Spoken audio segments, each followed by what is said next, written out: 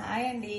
ఈరోజు పప్పుచారు చేయడం ఎలాగో మీకు చూపిస్తాను. ఈజీగా చేసేస్తాను. సాంబార్ మనం ముందుగా కందిపప్పు నానబెట్టుకొని 3 విజిల్స్కి కందిపప్పు ఉడికించి పెట్టేసుకోవాలి. కందిపప్పు ఉడికిందంటే ఫాస్ట్గా మనం పప్పుచారు రెడీ చేయొచ్చు. పప్పుచారుకి కావాల్సిన పదార్థాలు: కందిపప్పు ఉడికించుకోవాలి, జీలకర్ర, ఆవాలు, ఎండుమిర్చి, పచ్చిమిర్చి, ఆనియన్, టమాటా, కొత్తిమీర, పుదీనా, చింతపండు నానబెట్టుకోవాలి. ఇప్పుడు మనం ఆయిల్ వేసాము. ఆయిల్ కాగాక జీలకర్ర,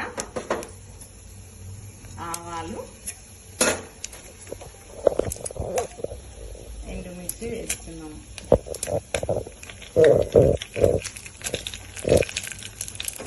ఈజీ ఫ్రెండ్స్ సాంబార్ చేయడం. పచ్చిమిర్చి కూడా వేస్తాను. జీలకర్ర, ఆవాలు, పచ్చిమిర్చి, ఆనియన్ వేగాక అన్నీ వేగాక అల్లం వెల్లుల్లి పేస్ట్ కొంచెం వేస్తాము. మనము వెల్లుల్లి కూడా వేయొచ్చు ఫ్రెండ్స్. అది వేస్తున్నాము. ఇప్పుడు ఫస్ట్ యాడ్ చేస్తున్నాము.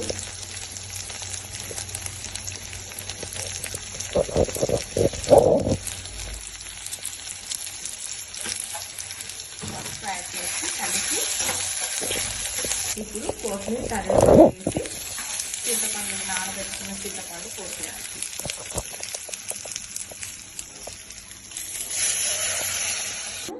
ఉప్పు వేయాలి.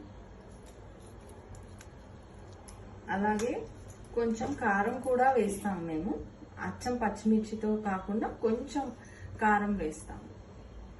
మనకి పులుసు చాలా బాగా మరుగుతుంది. చింతపండు పులుసు పోపులో మనం ఇప్పుడు దీంట్లోనే పప్పు వేసేయాలి. మా అమ్మ కూడా సూపర్ చేసింది ఫ్రెండ్స్ పప్పుచారు. మా పిల్లలకి చాలా ఇష్టం సాంబార్ అంటే. ఈ పప్పుచారులోకి ఎగ్ ఆమ్లెట్, పాపడాలు, ఫిష్ ఫ్రై ఉంటే సూపర్ ఉంటుంది. పప్పుచారు ఎంత బాగా కనిపిస్తుంది చూడండి ఫ్రెండ్స్. పప్పుచారు చాలా బాగుంటుంది. కానీ మనము ఓన్లీ ఇప్పుడు టమాటా వేసాము, పచ్చిమిర్చి. మనం ఇంకా చాలా వెజిటేబుల్స్ వేసుకోవచ్చు ఫ్రెండ్స్. మనకి ములక్కాయలు, దోసకాయ ఏదైనా వేసుకోవచ్చు. ఎన్ని వెజిటేబుల్స్ అయినా మనం వేసుకోవచ్చు. వంకాయ ఉంటే వంకాయ, క్యారెట్ అన్ని వెజిటేబుల్స్ వేసినా చాలా healthy, fibre and protein sambar ready అవుతుంది. ఇప్పుడు మాత్రం నాకు అవైలబుల్లో టమాటా, పచ్చిమిర్చి ఉన్నాయి. సింపుల్ గా చేశాను ఫ్రెండ్స్. ఈ సాంబార్ రెడీ ఫ్రెండ్స్.